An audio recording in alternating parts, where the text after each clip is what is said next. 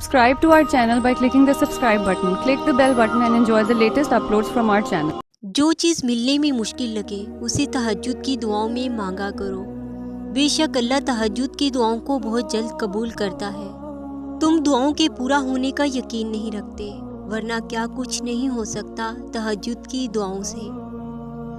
اگر چاہتے ہو کہ تمہاری ساری دعائیں قبول ہو جائیں تو تہجد پڑھا کرو، اللہ سے اپنے دل کی ہر بات کیا کرو، اس وقت اللہ ہمارے بہت قریب ہوتا ہے۔ رات کے اس پہر اٹھ کر دکھ سنایا کرو، یقین کے ساتھ دعا کے لیے ہاتھ اٹھایا کرو، الفاظ نہیں ملتے تو بے بہا آنسو بہایا کرو، اسے بتایا کرو کہ ابھی بھی منتظر ہو تم اس کے کن کے، ابھی بھی معجزوں کی راہ تکتے ہو، کیونکہ جن کا ملنا دعاؤں سے ممکن نہیں ہوتا، اللہ نے ان کے لیے تہجد کو وسیلہ بنایا ہے۔ جب آپ کچھ نہ بدل سکیں تو اپنی دعاؤں میں اضافہ کر دیں، کیونکہ اس ذات کے سوا کوئی بھی آپ کو کچھ نہیں دے سکتا۔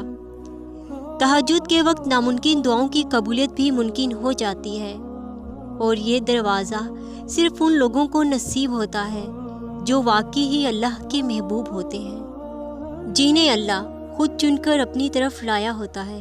تہجد تو وہ معجزے بھی کروا سکتی ہے جسے دنیا ناممکن کا خطاب دے چکی ہوتی ہے۔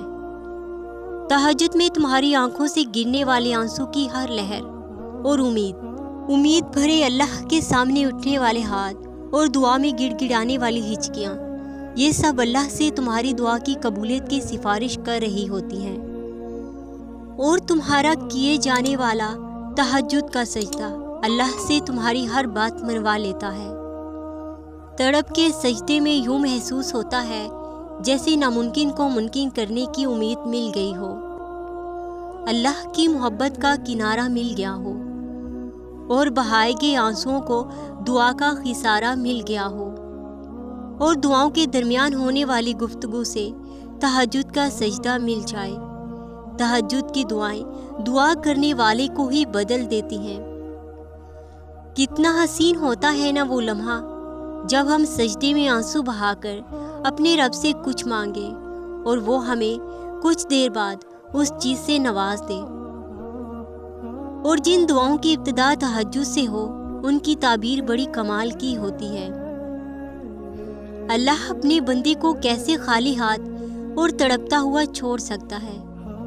جس نے ہر حال میں بھروسہ رکھا ہو، کبھی نا امید نہ ہوا ہو اور دعا جاری رکھی ہو۔ پھر آزمائش کے دوران اللہ اس چیز کو بھی تم سے دور کر کے تمہیں آزماتا ہے تاکہ تم تڑپ اٹھو اسے پانے کے لیے، اپنے رب کے قریب ہو جاؤ۔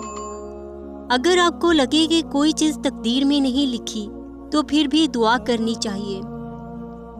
دعا کی طاقت کو کبھی کم نہ سمجھیں، تقدیر اور قسمت سے زیادہ طاقت دعا میں ہے۔ تم اللہ پر اس طرح یقین رکھو کہ تم دعا مانگو اور معجزہ ہو جائے۔ اگر اللہ نے تمہاری اس ہتھیلی کو خالی رکھنا ہوتا تو ہاتھوں کو جوڑ کر دعا مانگنا نہ سکھاتا۔